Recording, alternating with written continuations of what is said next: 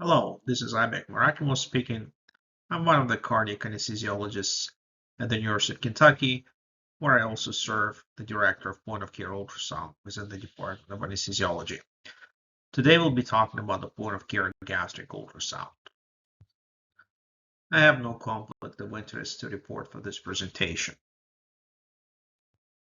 Our agenda for today's presentation include an overview of normal gastric anatomy and function, etiology of delayed gastric emptying or gastroparesis, review some of the indications for gastric ultrasound, understand how to obtain and interpret the image, and at the end we'll discuss some of the limitations of gastric ultrasound.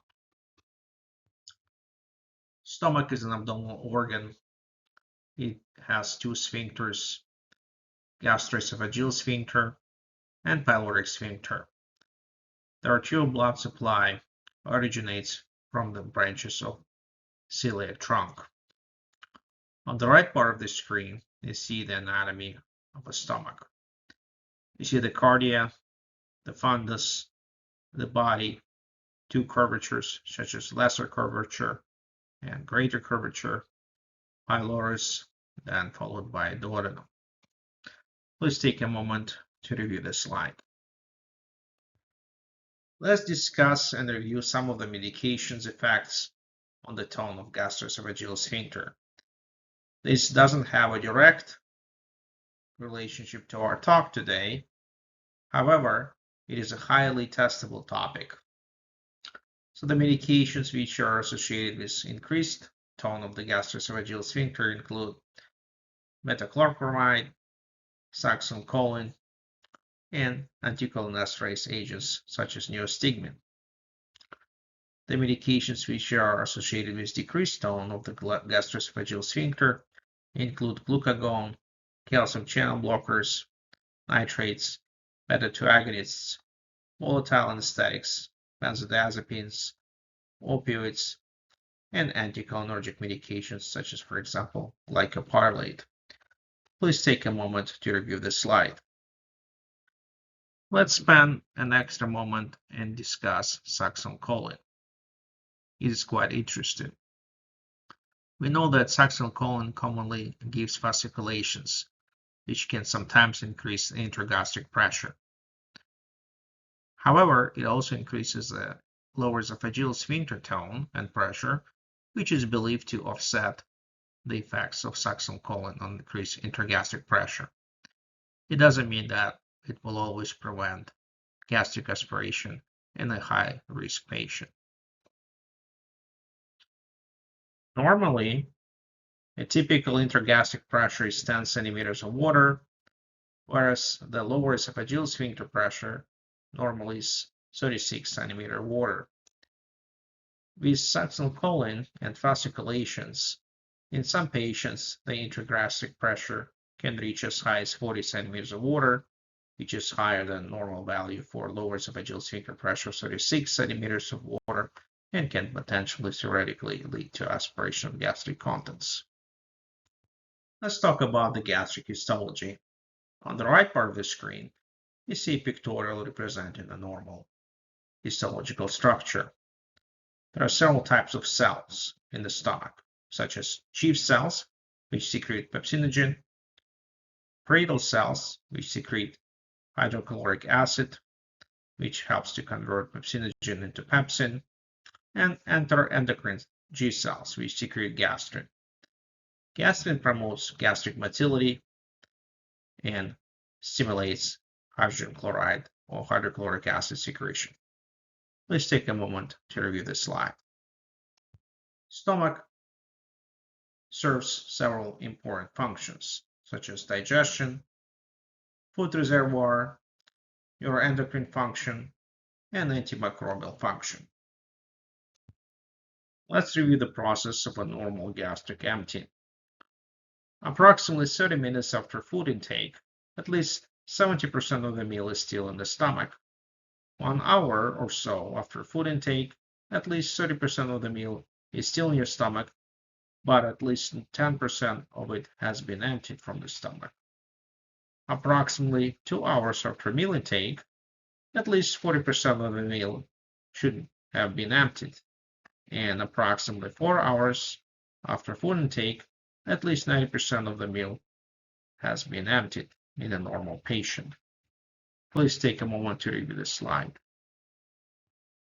Let's review some of the causes of delayed gastric emptying, which includes diabetes mellitus, neurological disorders such as Parkinson, multiple sclerosis, brainstem stroke versus tumor, as well as miscellaneous causes such as scleroderma, pregnancy, end-stage renal disease or ESRD, morbid obesity, and patients who are critically ill.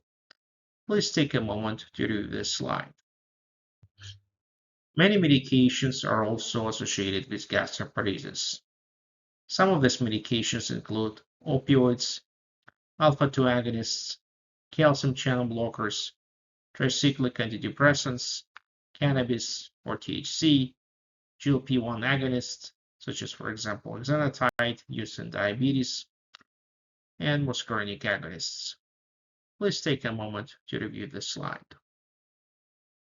So it all comes down to this question: why does it matter to us?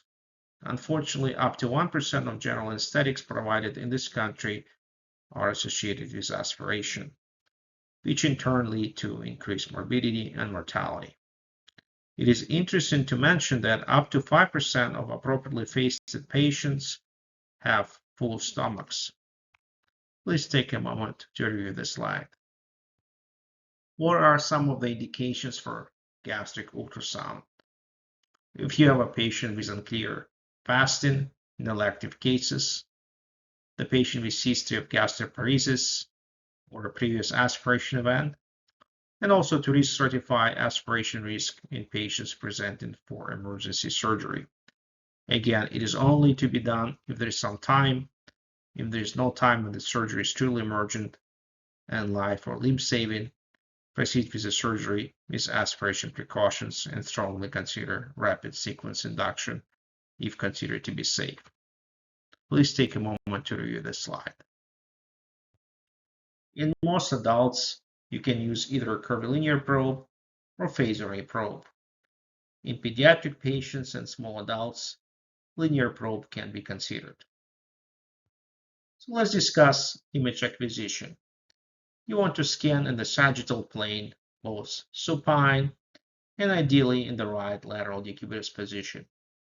Unfortunately, not every patient will be able to obtain right lateral decubitus position, and in them you can consider semi-upright position. However, it is important to mention that semi-upright or semi-recumbent position is less accurate than right lateral decubitus position for quantification and screening for gastric contents. Again, the goal of gastric ultrasound is to match gastric antrum where most of the food is believed to be stored, and thus gastric antrum is believed to represent a true gastric food or liquid content. Please take a moment to review the slide. Point of care gastric ultrasound grading is subdivided into 4 groups: grade 0, grade 1, which are both considered to be low aspiration risk, and grade 2 and grade 3, which are considered to be high aspiration risks. Please take a moment to review this slide. Here on this slide, you see a representation of a sagittal gastric ultrasound image, and on the right part of the screen, you see an image with delineated anatomy and some labels and markers. Please take a moment to review this slide. It is very, very important for us to have a basic understanding of relevant anatomy. Let's review and go through how an empty stomach looks on gastric ultrasound. In order for you to be sure that the stomach is truly empty, you must demonstrate this in both supine and right lateral decubitus positions. You can see gastric layers, and classically, this has been described as bullseye. On the right part of the screen, you see an ultrasound representation of an empty stomach. And on the left part of the screen, you see a zoomed-in image of an empty stomach. Please take a moment to review the slide. So what about the fluid contents or increased fluid content in the stomach? Typically, simple fluids will appear anechoic or dark and usually suggestive of clear liquids. Bubbles or starry sky appearance suggest of a carbohydrate-rich fluid, and the complex features such as hyperechoic features of a fluid is usually suggestive of non-clear liquids such as milk and juice with pulps. On the top right part of the screen, you see an ultrasound image of the stomach with anechoic contents suggestive of clear fluids, but also you see some solid contents there as well. And on the bottom right of the screen, you see a starry sky appearance of gastric antrum, suggestive of ingestion of a carbohydrate-rich fluid. Please take a moment to review this slide. So when you see some fluid contents in the stomach, the question is how much is too much? Up to 60% of appropriately fasted patients will have some fluid amount visible on ultrasound. Most of such patients will have gastric fluid volume less than 1.5 milliliters per kilogram of body weight. And we can estimate the amount of fluid or volume of fluid with the aid of gastric point-of-care ultrasound. So how do we estimate the gastric volume with the help of ultrasound? It should be done in the right lateral decubitus position. You can either trace the cross-sectional area of the stomach as shown in the bottom right image. You can derive the cross-sectional area by measuring diameters. If you measure the cross-sectional area with ultrasound by tracing the area of the stomach, you can use the formula such as 27 plus 14.6 times cross-sectional area in the right lateral decubitus position minus 1.28 times h in years. If you measure the diameters, you can estimate the cross-sectional area using this formula, which is 0.25 times p-value, which is typically 3.14, times anterior-posterior times craniocaudal diameters. Please take a moment to review this image. So how do solid contents appear on ultrasound? In the early phase, you see a frosted glass pattern, such as on the left part of the image. It is because of a lot of air got ingested into the stomach. In the late phase, you see more hyperechoic contents, and peristalsis of the stomach may be occasionally visible. Please take a moment to review this image. Let's take a look at some images again. On this slide, you see a first image, which is suggestive of an early stage of a solid contents. You have a lot of air, which give you this specific Shannon artifact. On this bottom right image, you see an empty stomach. Here you see a starry sky appearance, suggestive of an ingestion of a high carbohydrate drink, beverage. On this part of the screen, you see mostly anechoic, simple fluid contents, but also some solid material suggestive of both liquid intake and some meal intake as well. On this part of the screen, you see a late phase of a solid food intake, and you can see some stomach peristalsis as well.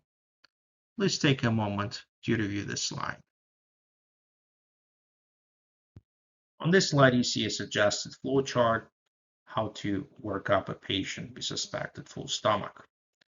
If you see empty stomach, it is considered to be low risk. If you see clear fluid, and you need to quantify the volume, and based on the volume, it can be low risk or high risk procedure in terms of aspiration risk. And if you see solid contents in the stomach, it is considered to be high aspiration risk. Please take a moment to review this slide. What are some of the advantages of a gastric ultrasound? It is usually easy to do and learn, usually doesn't require much time, has a reasonable sensitivity and specificity, and it has a potential to reduce patient morbidity and mortality because of avoided aspiration events. Unfortunately, no test is perfect, and the gastric ultrasound is no exception. Previous gastric surgery, abnormal anatomy such as, for example, presence of hiatal hernia, obesity, and pregnancy make these tests potentially less useful and informative. It is very important to note that gastric ultrasound to aid in risk stratification of aspiration events has not been validated in patients who have abnormal anatomy or previous gastric surgery. Please take a moment to review this slide. So in summary, aspiration events are thankfully rare, but when present are associated with increased risk of morbidity and mortality. A small subset of appropriately fasted patients will have non-empty gastric ultrasound. It is very easy to perform and learn this technique. Gastric ultrasound imaging patterns are associated with different aspiration risk profiles. And again, gastric ultrasound is not reliable in patients who have abnormal gastric anatomy and history of previous gastric surgery. I want to thank you for your attention. If you have any questions, please do not hesitate to contact me on this email address provided on the slide. I wish you all the best and good luck.